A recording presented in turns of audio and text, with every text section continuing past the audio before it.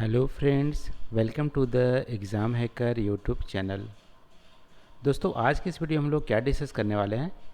आज की इस वीडियो में हम लोग इस प्रश्न को यहाँ पर डिस्कस करेंगे। यहाँ पे दिया हुआ है, discuss the availability of water resources in the country and factors that determine its spatial distribution. आपसे पूछ रहा है कि हमारे देश में जो वाटर रिसोर्सेज हैं, ठीक है, पानी की जो संसाधन है उसकी अवेलेबिलिटी कितनी है, या इस पे आपको डिस्कशन करना है।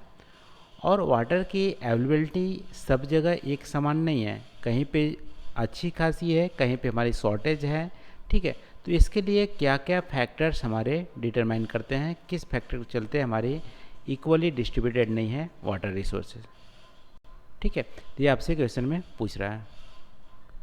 तो दोस्तों, वैसे इंडिया की बात करेंगे तो इंडिया की जो टोटल सरफेस है वो हमारी वर्ल्ड से, आप विश्व से आप कंपेयर करोगे तो विश्व का 2.45% हमारा जो सरफेस है वो इंडिया की है।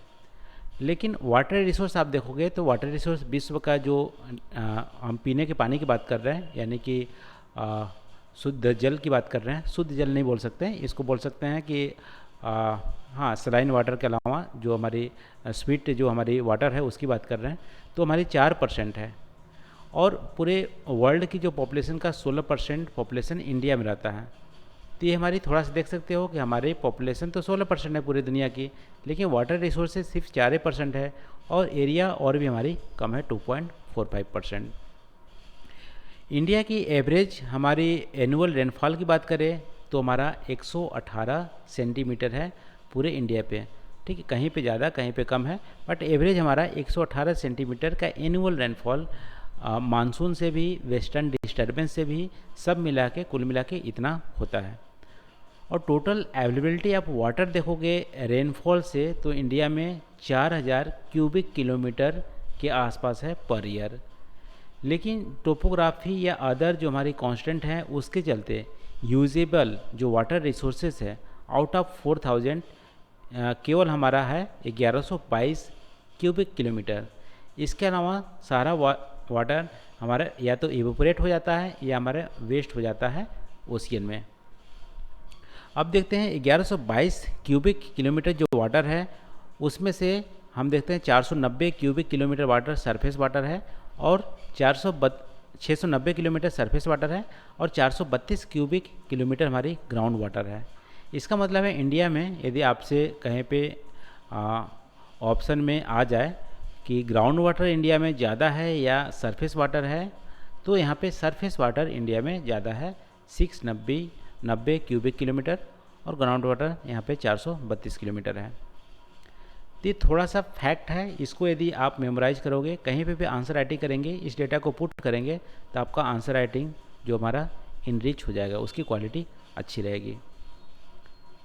अब ओवरऑल वाटर रिसोर्स की बात करें तो इंडिया की वाटर रिसोर्स को 3 पार्ट में आप डिवाइड कर सकते हैं। पहला हमारा सरफेस वाटर रिसोर्स हो गया, दूसरा हमारा ग्राउंड वाटर, तीसरा लैगून या बैक वाटर।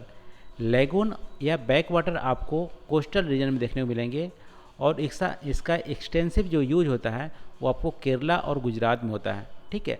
केरला में आप देखोगे तो फिश फार्मिंग के लिए यूज किए जाते हैं, और पैडी की कल्टीवेशन के लिए भी की जाती है, उसकी सिंचाई के लिए, और इसके अलावा वहाँ की जो कोकोनट की फार्मिंग होती है उसके लिए भी हमारी यूज़ की जाती है। तो ये भी हमारी ग्राउंड वाटर का है। वैसे सारे कोस्टल एरिया में है, लेकिन ज़्यादातर यूज हमारा केरला और आंध्र प्रदेश, गुजरात में किया जाता है। अब एक एक कर करते हैं। यहाँ पे सरफेस वाटर की बात करते हैं सबसे पहले। तो सरफेस वाटर, जैसा कि पता है कि वाटर रिसोर्स में सबसे ज़्यादा यहाँ पे इंडिया में सरफेस वाटर रिसोर्स है, और टोटल हमारा रेनफॉल से जो हमारी रिवर में वाटर आती है 1869 क्यूबिक किलोमीटर आती है। लेकिन अदर कांस्टेंट होने के चलते टोपोग्राफी हमारे पास सिर्फ 690 जो हमारी किलोमीटर क्यूबिक जो हमारी वाटर है वो हमारी रहती है। इसका 2 मेजर सोर्स है सरफेस वाटर का, एक तो हमारी रेनफॉल, दूसरा ग्लेशियर वाटर। जैसे हिमालय में बर्फ़ हमारे जमे रहते हैं, तो वहाँ से गर्मी के दिनों में जब बर्फ़ पिघलती है तो रिवर के थ्रू हमारे आते हैं, तो हमारा हो गया वहाँ पे ग्लेशियर वाटर। तो रेनफॉल के अलावा हमारा ग्लेशियर वाटर भी हमारा दूसरा मेजर सोर्स हो गया। नदर्न प्लेन में आप देखोगे तो ग्लेशियर वाटर हमारा नदर्न प्लेन में हमारा गर्मी के दिनों में वाटर की अवेलेबिलिटी प्रोवाइड करता है। और वैसे आप देखोगे तो इंडस, गंगा और ब्रह्मपुत्र हमारे पेरेनियल इन नेचर हैं, यानी कि हर महीना यानी गर्मी में भी यहाँ पे इसमें पानी आता रहता है। और सबसे ज़्यादा जो हमारी जो वाटर रिसोर्सेज का सोर्स है, 46% इंडिया की जो वाटर रिसोर्सेज हैं वो हमारी गंगा और ब्रह्मपुत्र बेसिन में से मिलते हैं। ठीक है, ब्रह्मपुत्र बेसिन हमारे ग्राउंड वाटर का सबसे ज़्यादा यहाँ पे स्कोप है यहाँ पे, और सरफेस वाटर का भी सबसे ज़्यादा स्कोप है, और हाइड्रो पावर इलेक्ट्रिसिटी भी जनरेशन का सबसे ज़्यादा पोटेंशियल है ब्रह्मपुत्र बेसिन में, इसको भी आप ध्यान रखना। तो हमारे सरफेस वाटर ओवरऑल आप देखोगे तो 690 क्यूबिक किलोमीटर सरफेस वाटर हमारे अवेलेबल है।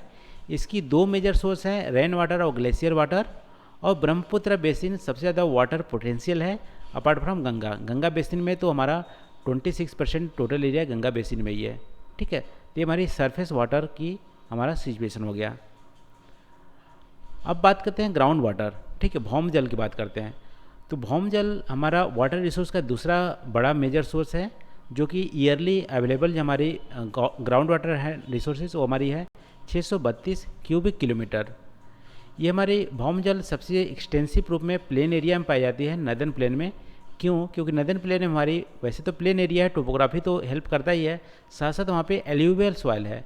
तो एल्यूवियल सॉइल क्या करती है कि वो ग्राउंड वाटर रिचार्ज करने में बहुत ज़्यादा हेल्प करती है एज़ कम्पेयर टू आप जैसे अदर जो सॉइल होती है ब्लैक सॉइल, उससे ज़्यादा एल्यूवियल सॉइल हमारी क्या करती है, सरफेस वाटर को ईजिली ग्राउंड वाटर में सिप करने देती है, जिससे कि ग्राउंड वाटर हमारा रिचार्ज होता है।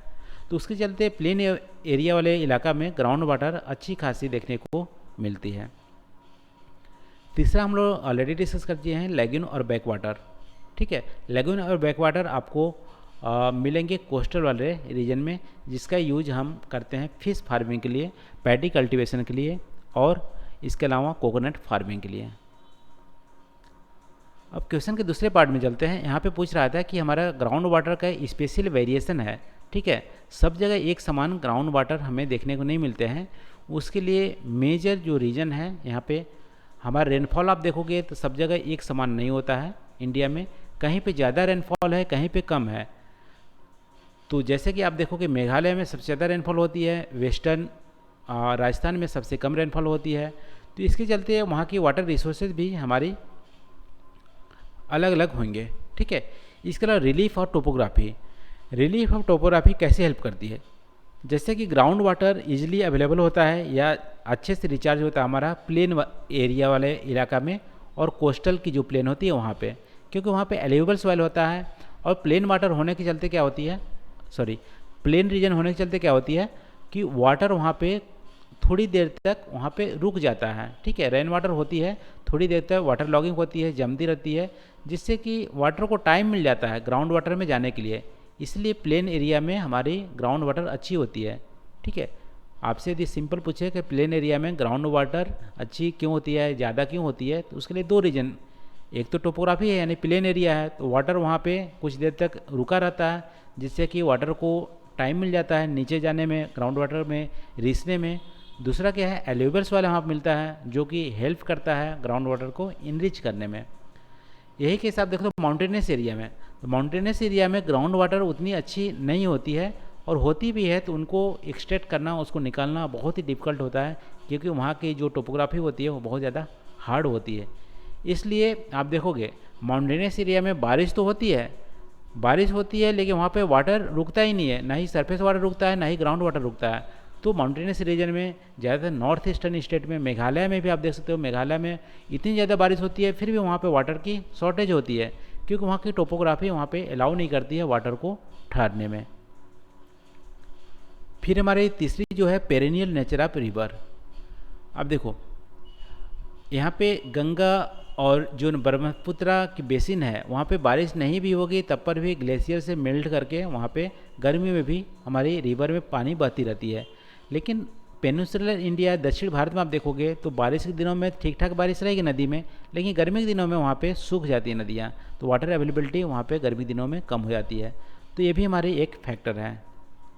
और अवेलेबिलिटी ऑफ लैगून और बैक वाटर, ये हमारी एक्स्ट्रा बेनिफिट है कोस्टल एरिया वाले पीपल के लिए।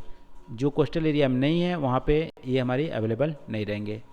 तो 4 मेजर फैक्टर्स हैं जो कि हमारी स्पेशियल डिस्ट्रीब्यूशन जो हमारी है वाटर रिसोर्सेज के लिए, इसके लिए हमारी रिस्पॉन्सिबल है। ठीक है, तो ये आप मैप भी देख सकते हो, ये हमारे इंडस बेसिन का ये एरिया है। गंगा बेसिन सबसे ज़्यादा है, पूरे इंडिया का एरिया का 26% है। ब्रह्मपुत्रा रिवर में ग्राउंड वाटर का तो ज़्यादा नहीं बोल सकते, लेकिन सरफेस वाटर की बहुत ज़्यादा पोटेंशियल है। हाइड्रो इलेक्ट्रिसिटी का बहुत ज़्यादा पोटेंशियल है। इसके अलावा हमारा थर्ड जो है गोदावरी बेसिन, ये भी हमारे एरिया में है। फिर हमारा कृष्णा बेसिन भी आप देख सकते हो। तो ये हमारी रिवर बेसिन है या वाटर रिसोर्सेज का हमारा अनइक्वल जो डिस्ट्रीब्यूशन है वो भी आप देख सकते हैं। तो ये रहा दोस्तों आज के क्वेश्चन का डिस्कशन। आई होप यहाँ पे जो हम लोग डिस्कस किए हैं आपको पसंद आए होंगे। तो आज के लिए बस इतना ही। Thank you for watching. मिलते हैं अगले वीडियो में नए टॉपिक से। Thank you.